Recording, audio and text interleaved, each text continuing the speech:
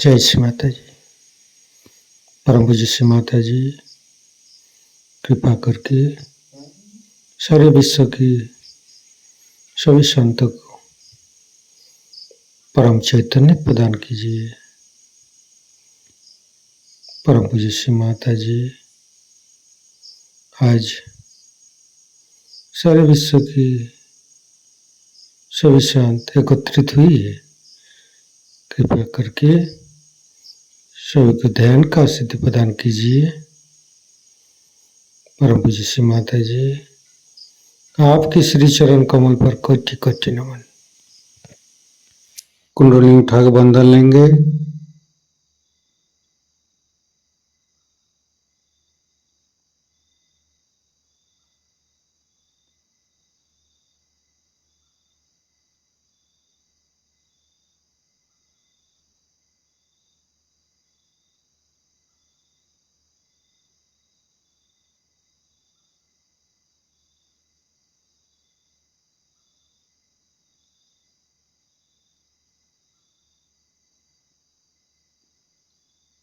तीनों महामंत्र। ओम तमेव साक्षात् श्री महालक्ष्मी महासरस्वती महाकाली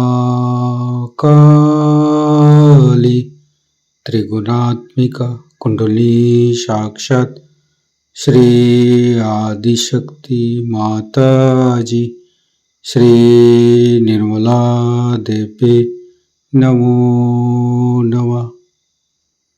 ओम तमेव साक्षात् श्री कल्की साक्षात् श्री आदिशक्ति माता जी श्री निर्मला देवी नमो नमः।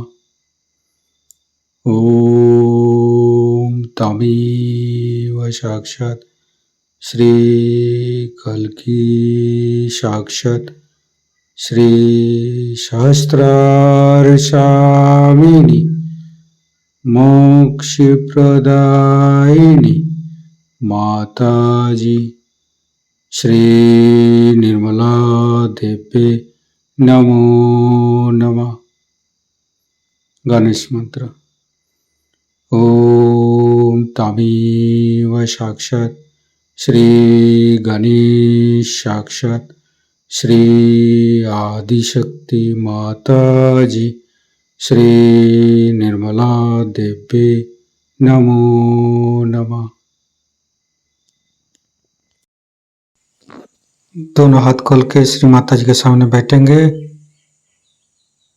माँ के बिंदी को देखते रहेंगे।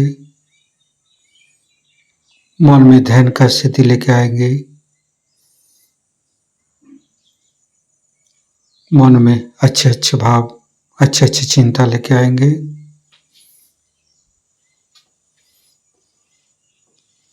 परम पूज्य श्री माता जी ये हृदय ये हमारी सांसें ये रोम रोम आप ही का तो दिया हुआ माँ। कृपा करके आप हमारे हृदय पर आइए और हमारे हृदय में माँ जगदम्बे के रूप में समस्त बाधाएं को समस्त रोगों को दूर कीजिए माँ। हे आदिशक्ति माँ कृपा करके हमारे हृदय को सच कीजिए। सच हृदय कमलासन पर श्री चरण को स्थापित कीजिए माँ। संपूर्ण चित्त अपना हृदय पर परम पूज्य श्री माता जी को देखते रहेंगे। हृदय के अंदर परम पूज्य श्री माता जी आपकी पूजा हमारे हृदय पर होने दीजिए माँ। हे आदिशक्ति माँ हम अज्ञानी हैं। हमारी अज्ञानता के बस में यदि आपकी शान के खिलाफ कोई गलती हुआ हो कृपा करके आप मुझे क्षमा कर दीजिए माँ। हे आदिशक्ति माँ, हमारे हृदय पर आइए। फिर धीरे धीरे चित्त को हम मूलाधार चक्र पर ले जाएंगे। लेफ्ट मूलाधार, राइट मूलाधार, मध्य मूलाधार देखते रहेंगे। हे भगवान, हे आदिशक्ति माँ, आप ही तो प्रभु गणेश है। कृपा करके हमारे शरीर की तीनों नाड़ी, सातों चक्र के अंदर समस्त दोषों को, समस्त रोगों को, समस्त बाधाओं को दूर कीजिए माँ। हे परमपिता परमेश्वर, हम कभी अतीत में चला जाते, कभी भविष्य में चला जाते, हमें मध्य में स्थापित कीजिए, हमें वर्तमान में स्थापित कीजिए माँ। संपूर्ण चित्त शरीर के मध्य भाग पर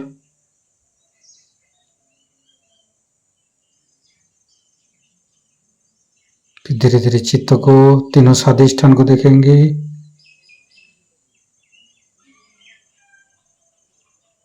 तीनों नाभि, लेफ्ट, राइट, मध्य। श्री माता जी, आप ही तो संतोष प्रदान करते हैं। कृपा करके हमें संतोष प्रदान कीजिए, हमें उदार बनाइए। फिर धीरे धीरे चित्त को लेफ्ट हृदय, आदिशक्ति माँ, आपकी परम कृपा में हम शुद्ध आत्मा है। कृपा करके हमारी आत्मा को परमात्मा के साथ जोड़िए माँ। हे आदिशक्ति माँ, आप ही तो शिव पार्वती है। कृपा करके हमारे बाएं हृदय पर आइए और हमारी आत्मा को परमात्मा के साथ जोड़िए। धीरे धीरे चित्त को राइट हृदय, परम पूज्य श्री माता जी, आप ही तो सीताराम जी है। कृपा करके हमारे राइट हृदय पर आइए और हमें मर्यादा प्रदान कीजिए, हमें मर्यादित बनाइए। श्री सीताराम बार बार करेंगे। श्री सीताराम, श्री सीताराम, श्री सीताराम, श्री सीताराम, श्री सीताराम, श्री सीताराम, श्री सीताराम, श्री सीताराम, श्री सीताराम, श्री सीताराम, श्री सीताराम, श्री सीताराम। साक्षात श्री आदिशक्ति माता जी, श्री निर्मला देवी नमो नमः। धीरे धीरे चित्त को मध्य हृदय, परम पूज्य श्री माता जी, कृपा करके हमारे मध्य हृदय पर आइए और हमें साहसी बनाइए। फिर संपूर्ण चित्त, तीनों विशुद्धि, लेफ्ट विशुद्धि, राइट विशुद्धि, मध्य, परम पूज्य श्री माता जी, कृपा करके हमारी गला में माधुर्य प्रदान कीजिए माँ। श्री माता जी, आप ही तो राधा कृष्ण है। कृपा करके हमारे गला पर आइए। फिर धीरे धीरे चित्त को फ्रंट आज्ञा, परम पूज्य श्री माता जी, हमें क्षमाशील प्रदान कीजिए। जीसस मेरी माता मंत्र लेंगे। ओम तमेव साक्षात श्री जीसस मेरी माता साक्षात श्री आदिशक्ति माता जी, श्री निर्मला देवी नमो नमः। फिर बैक आज्ञा, शास्त्रार्थ, परम पूज्य श्री माता जी, हमारे अंदर अहंकार पति अहंकार को दूर करके हमारे ब्रह्मरंध्र को खोल दीजिए। हमारे शास्त्रार पर आइए, संपूर्ण चित्त शास्त्रार पर रखेंगे। शास्त्रार के साथ लेफ्ट हृदय को जोड़ेंगे, राइट हृदय के साथ शास्त्रार को जोड़ेंगे, फिर मध्य हृदय के साथ जोड़ेंगे, फिर संपूर्ण चित्त शास्त्रार पर रखेंगे। परम पूज्य श्री माता जी हमारे ऊपर ऐसी कृपा कीजिए ताकि आपकी अमृत वाणी को हम शास्त्रार से ग्रहण कर सकें। संपूर्ण चित्त शास्त्रार पर परम पूज्य श्री माता जी को अमृत वाणी हम शास्त्रार से ग्रहण करेंगे। शिव शक्ति ने इसको यहाँ पर इस तरह से बनाया है कि जो वो अपने सीमा में रह करके और अपने स्वरूप रूप उसी के साथ चलता रहे। फिर सबसे जो कमाल की चीज है वो मानव मनुष्य जो बनाया गया है वो भी एक विशेष रूप से, एक विशेष विचार से बनाया गया है। और वो मनुष्य का जो भविष्य है वो उसे प्राप्त हो सकता है, उसको मिल सकता है, पर उसकी पहली सीढ़ी है आत्म साक्षात्कार। जैसे कि कोई दीप जलाना हो तो सबसे पहले है कि उसके अंदर ज्योति आनी पड़े। उसी प्रकार एक बार आपके अंदर ज्योति जागृत हो गई तो आप उसको फिर से प्रज्वलित कर सकते हैं या उसको आप बढ़ा सकते हैं। पर प्रथम कार्य है कि ज्योति प्रज्वलित हो और उसके लिए आत्म साक्षात्कार नितांत आवश्यक है। किंतु आत्म साक्षात्कार पाते ही सारी शक्तियां जागृत नहीं हो सकती। इसीलिए ये साधु संतों ने और ऋषि मुनियों ने व्यवस्था की है कि आप देवी की उपासना करें। लेकिन जो आदमी आत्म साक्षात्कार को प्राप्त नहीं है उसको अधिकार नहीं है कि वो देवी की पूजा करे। बहुत से लोगों ने मुझे बताया कि वो सप्तशती का कभी जब पाठ करें और उनका यूं हवन करते हैं तो उनको बड़ी आफतें आ जाती है और उनको बड़ी तकलीफ हो जाती है और वो बहुत सफर करते हैं। तो उनसे ये पूछना चाहिए कि आपने किससे करवाया? तो कहेंगे कि हमने 7 ब्राह्मणों को बुलाया था। किया? पर वो ब्राह्मण नहीं, जिन्होंने ब्रह्म को जाना नहीं वो ब्राह्मण नहीं। और ऐसे ब्राह्मणों से कराने से ही देवी रुष्ट हो गई और आपको तकलीफ हुई। तो आपके अंदर एक बड़ा अधिकार है कि आप देवी की पूजा कर सकते हैं और साक्षात से भी पूजा कर सकते हैं। ये अधिकार सबको नहीं है। अगर कोई कोशिश करे तो उसका उल्टा परिणाम हो सकता है, उसका विपरीत परिणाम हो सकता है। सबसे बड़ी चीज है कि शक्ति जो है वो जितनी आपको आराम देती है, जितनी वो आपके सर्जन का व्यवस्था करती है, जितनी वो आपके प्रति उदार और प्रेममयी है, उतनी ही वो क्रूर और क्रोधमयी है। कोई बीच का मामला नहीं है, या तो अति उदार है और या तो अति क्रोधित है। बीच में कोई मामला चलता नहीं। वजह यह है कि जो लोग वहां दुष्ट है, राक्षस है और जो संसार को नष्ट करने पे आमादा है, जो लोगों को भूल भुलैया में लगाए हुए हैं और कलयुग में अपने को अलग अलग बता करके कोई साधु बना है तो कोई पंडित बना हुआ है, कोई मंदिरों में बैठा है तो कोई मस्जिदों में बैठा है, कोई मुल्ला बना हुआ है, कोई पोप बना हुआ है, तो कहीं कोई पॉलिटिशियन बना हुआ है। ऐसे अनेक अनेक कपड़े परिधान करके जो अपने को छिपा रहा है, जो कि राक्षसी वृत्ति का मनुष्य है, उसका नाश होना आवश्यक है। लेकिन ये जो नाश की शक्तियां हैं इसके तरफ आपको नहीं जाना चाहिए। आप सिर्फ इच्छा मात्र करें और ये शक्तियां अपने ही आप कार्य कर लें। तो सारे संसार में वो ये चैतन्य बह रहा है, ये उसी महामाया की शक्ति है। और इस महामाया की शक्ति से ही सारे कार्य होते हैं। और ये शक्ति सब चीज सोचती है, जानती है, सबको पूरी तरह से व्यवस्थित रूप से लाती है, जिसे कहते हैं ऑर्गेनाइज कर लेती है।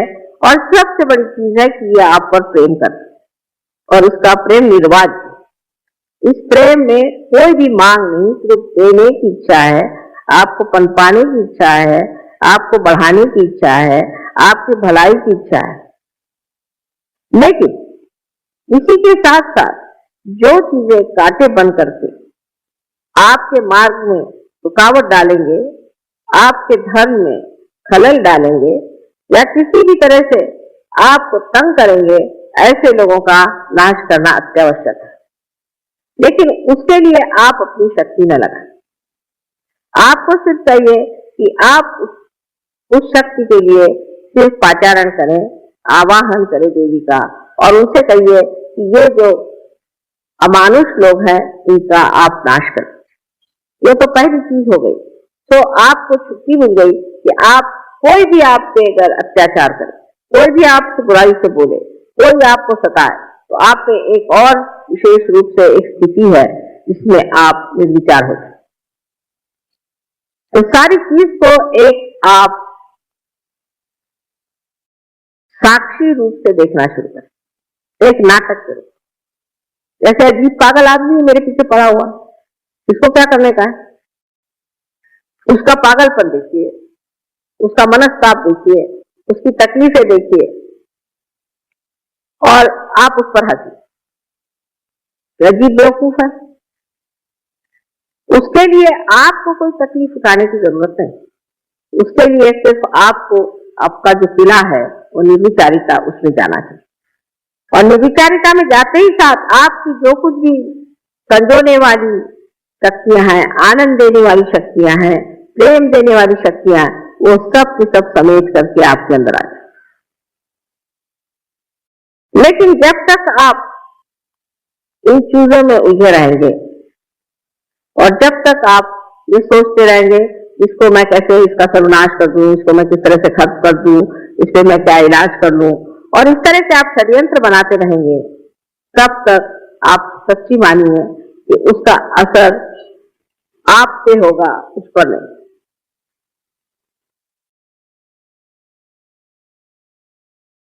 रामदास स्वामी ने कहा है कि अल्पधारिष्ट पाए, माने आपका थोड़ा सा जो धीरज है उसको परमात्मा देखता है।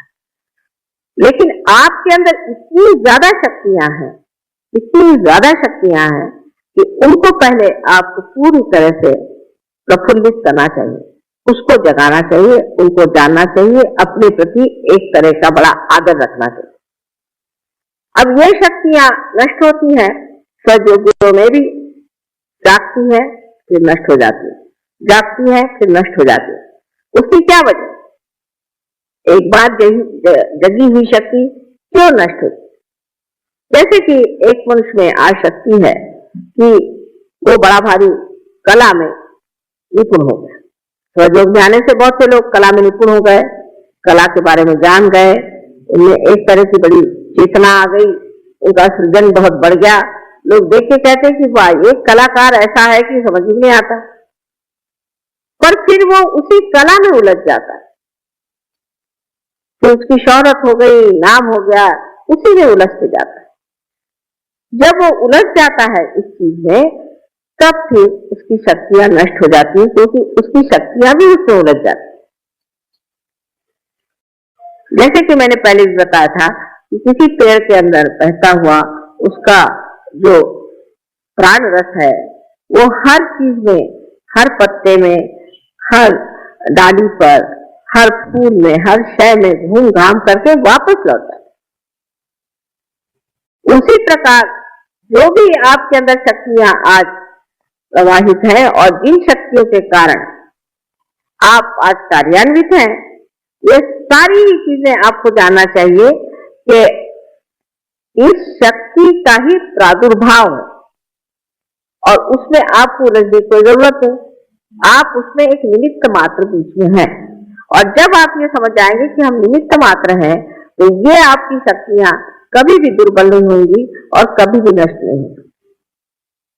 इसी प्रकार अनेक बार मैंने देखा है कि सहयोगियों का चित्त जो है वो ऐसी चीजों में उलझते जाता है। कोई चीज से भी वो बड़प्पन में आ जाए, कोई भी चीज से उन्होंने बहुत प्रगति पा ली। आप जानते हैं कि बहुत से स्टूडेंट्स जो कि क्लास में कुछ नहीं कर पाते थे, फर्स्ट क्लास में आने लग गए, सब कुछ बहुत अच्छा हो गया, तो फिर वो कभी सोचने लग जाए कि वाह हम तो कितने बड़े हो गए। जैसे ही ये सोचना शुरू हो गया, वैसे ही ये शक्तियां आपकी खत्म हो गई और गिरती जाए। अब सोचना ये है कि हमें क्या करना। अगर समझ लीजिए किसी आदमी का एकदम बिजनेस बढ़ गया, या उसको खूब रुपया मिलने लग गया, या उसके पास कोई विशेष चीज आ गई, तो उसे क्या करना चाहिए?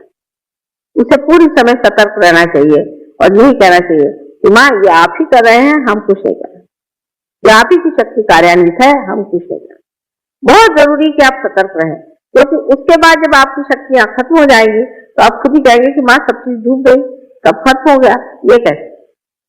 जो शक्ति कार्य कर रही है उसको कार्यान्वित होने, जैसा एक पेड़ है समझ लीजिए, उस पेड़ के पत्ते कैसे गिरते हैं आपने सोचा है?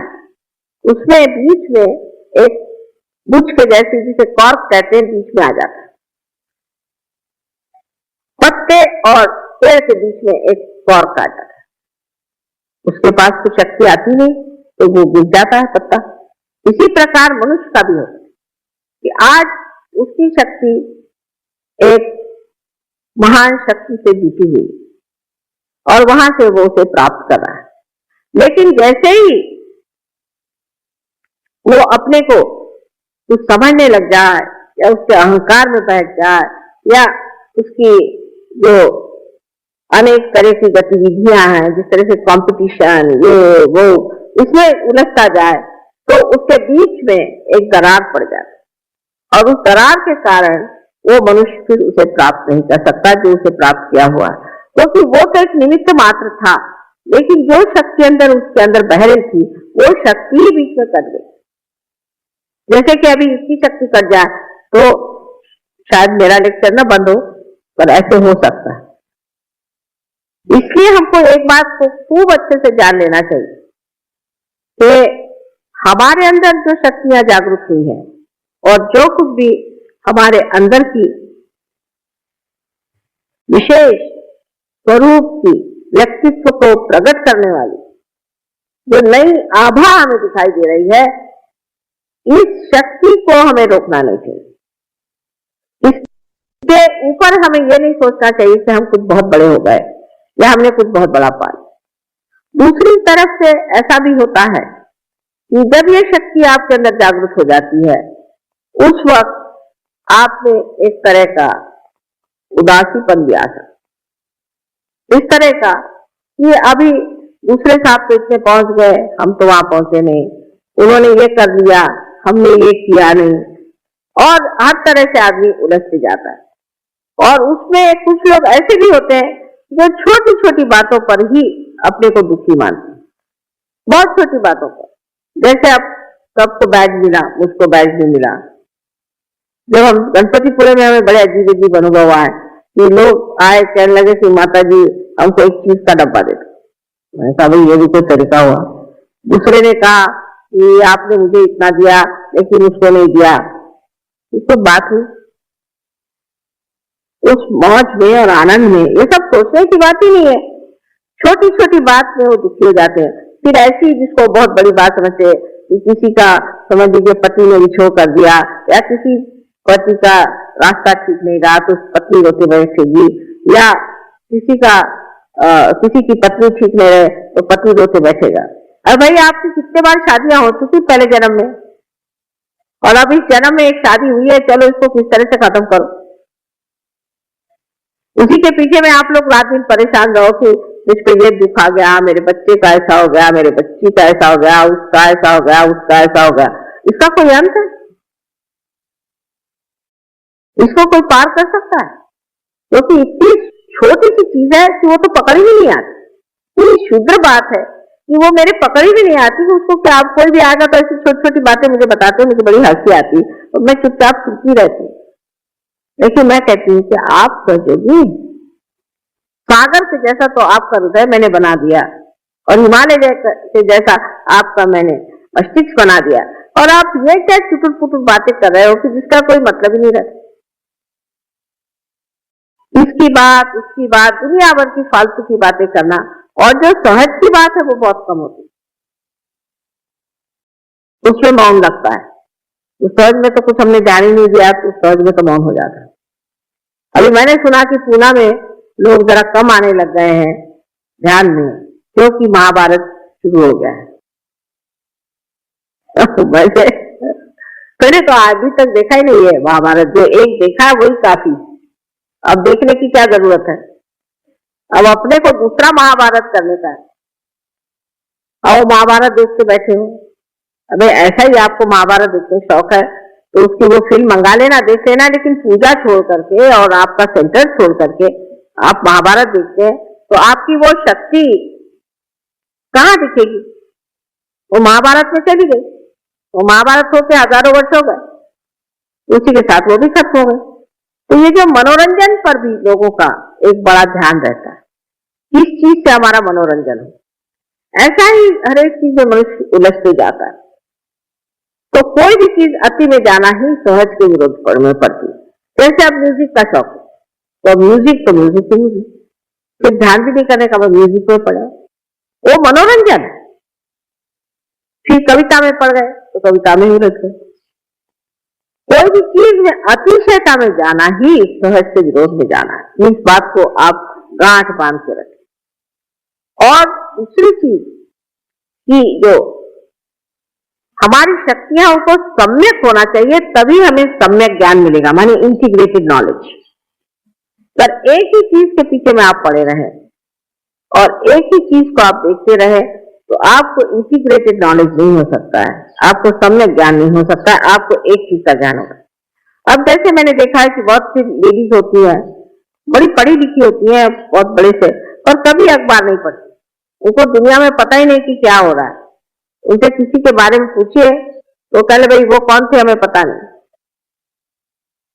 रहे आदमी लोग तो उनका ऐसा है कि उनको सिर्फ ये मालूम है कि कौन सा खाना अच्छा बनता है, किसके घर में अच्छा खाना बनता है, किसके घर जाना चाहिए अच्छा खाने के लिए। खाने के मामले तो हिंदुस्तानी बहुत ही ज्यादा उलझे हुए लोग हैं, बहुत ज्यादा।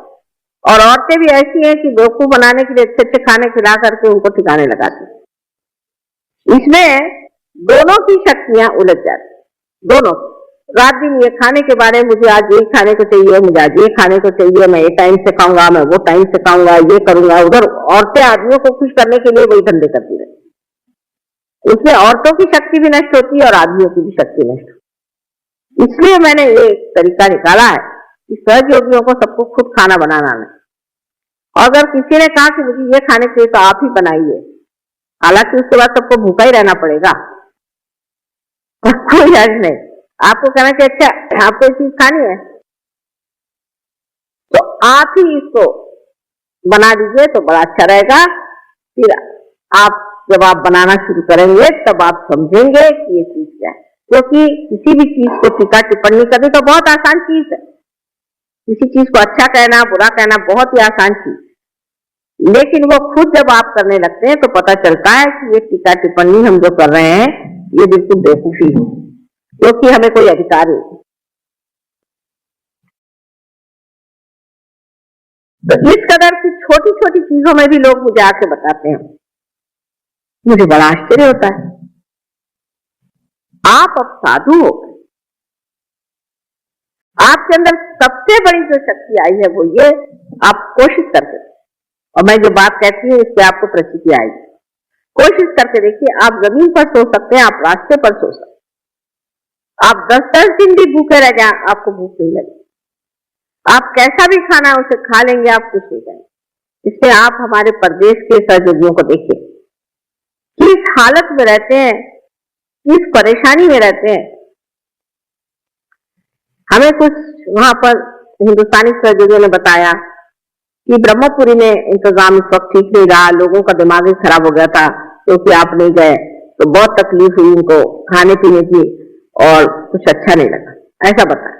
तो मैंने उन लोगों से जाके पूछा कि भाई सबसे ज्यादा तुमको कहाँ मजा आया? तो उन्होंने कहा ब्रह्मपुरी में सबसे ज्यादा मजा। तो मेरी कुछ समझ में नहीं आया कि इतनी शिकायतें हुई, क्योंकि ब्रह्मपुरी में क्या बात, कहने वहां कृष्णा बैठी है, उसके किनारे में बैठो तो लगता है कि माँ जैसी आपकी धारा बह रही। वो सब यही बातें करते रहे, यहाँ ये लोग खाने ही पीने की सोचते रहे। इसीलिए जब कभी कभी लोग कहते हैं कि हम लोगों का समर्पण कम है, उसकी वजह यह है कि हम लोग काफी उलझे हुए लोग, हमारे अंदर बहुत पुरानी परंपराएं हैं। यहाँ अनेक साधु संत हो गए, बड़े बड़े लोग हो गए, बड़े बड़े आदर्श हो गए, और उन आदर्शों की वजह से हमें मालूम है कि अच्छाई क्या है, बड़ी क्या है। लेकिन उसके साथ ही साथ हमारे अंदर एक तरह की ढोंग की वृत्ति आ गई कि हम ढोंग भी कर सकते।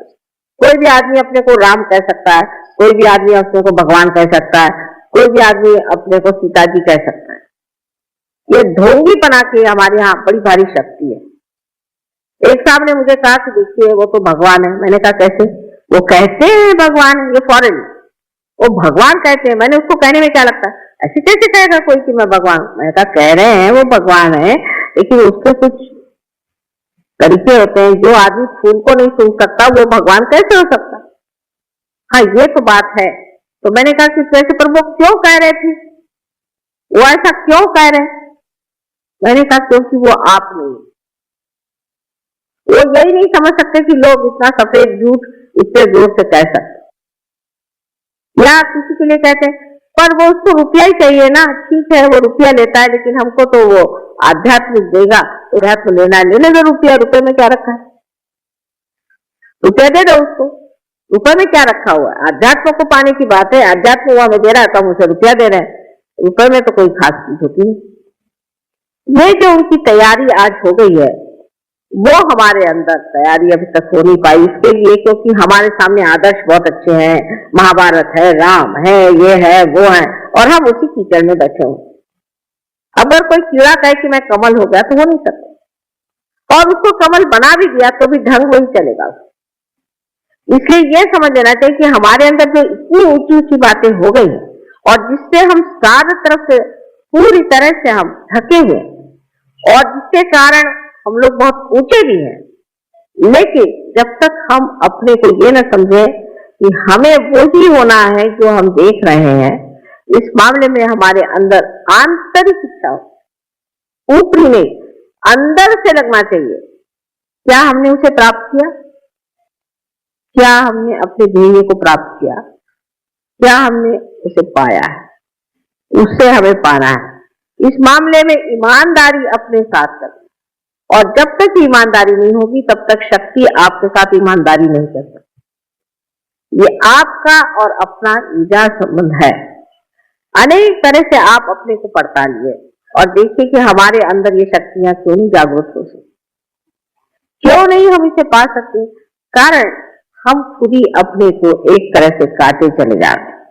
तो किसी भी तरह की ढोंगी वृत्ति का सहयोग में स्थान नहीं। हृदय से आपको महसूस होना, हर एक चीज को हृदय से पाना, अपने अंतर आत्मा से उसे जानना। उसके लिए कोई भी ऊपरी चीज, कोई है तो मुस्कुराते बैठे रहेंगे, कोई जरूरत है मुस्कुराने की, कोई है कि बड़े गंभीर होकर बैठे रहेंगे, ये सब नाटक करने की कोई जरूरत नहीं। जो आपके अंदर भाव है वो बाहर आ रहा है, उसको कौन सा नाटक करने, उसमें कौन सी आफत करने की है? जो हमारे अंदर भाव है वही हम प्रकटित कर रहे हैं, क्योंकि हमारे अंदर जो भाव है वो इस शक्ति से बहता हुआ बाहर चला रहा है और उसी को हम प्रकटित कर रहे हैं। और जो लोग इस तरह से एक बार समझ लें कि हमें पूरी तरह से ईमानदारी से सहयोग करना, वो धीरे धीरे इसमें खिसकते जाए।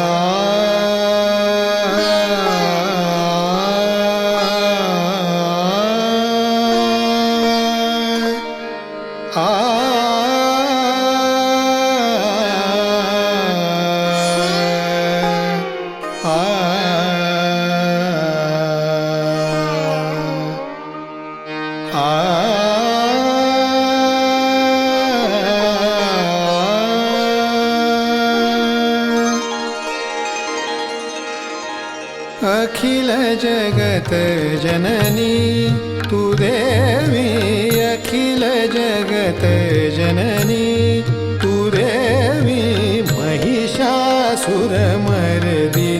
भवतारिणी महिषासुरमर्दिनी भवतारिणी त्रिविधताप मनीचे मम शमवी त्रिविधताप मनीचे मम शमवी अखिल जगत जननी जननी तू देवी देवी देवी देवी अखिल जगत जननी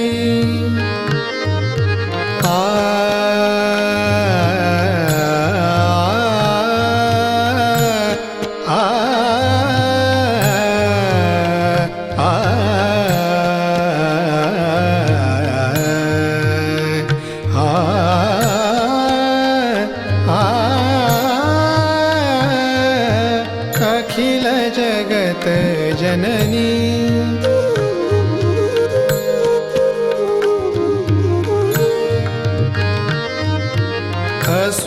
असुरपतितमय धरा जाहली असुरपतितमय धरा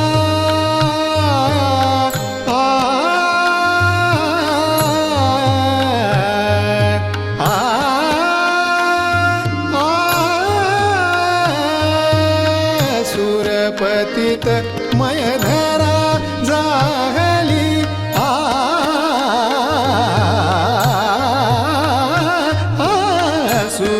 असुरपतितमय धरा जाहली भाव भक्ति निर्मल सेवा मुरली भाव भक्ति निर्मल सेवा मुरली दलन करुनियरी जन मन रमवी अखिल जगत जननी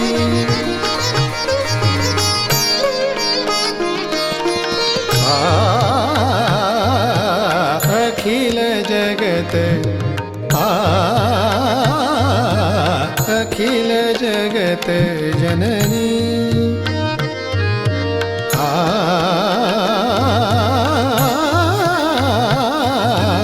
अखिल जगत जननी तू देवी अखिल जगत जननी अखिल जगत जननी अखिल जगत जननी तू देवी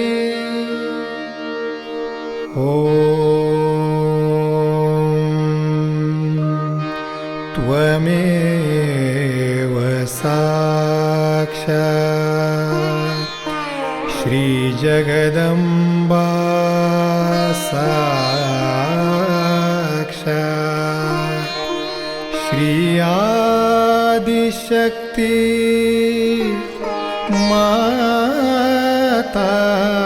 माताजी श्री निर्मला देवे नमो नमः नमो नमः नमो नमः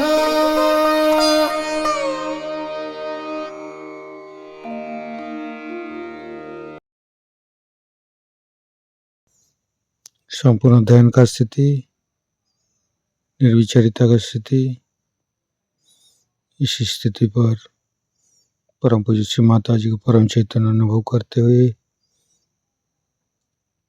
परम चैतन्य की वर्षा अनुभव करते हुए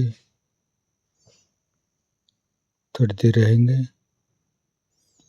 प्रे करेंगे परम पूज्य श्री माता जी, आज का एवं अमृत ध्यान पर आपने जो हमको परम चैतन्य अनुभव कराया, इसके लिए मैं आपको कोटि कोटि नमन। कुंडली उठा के बंधन लेंगे।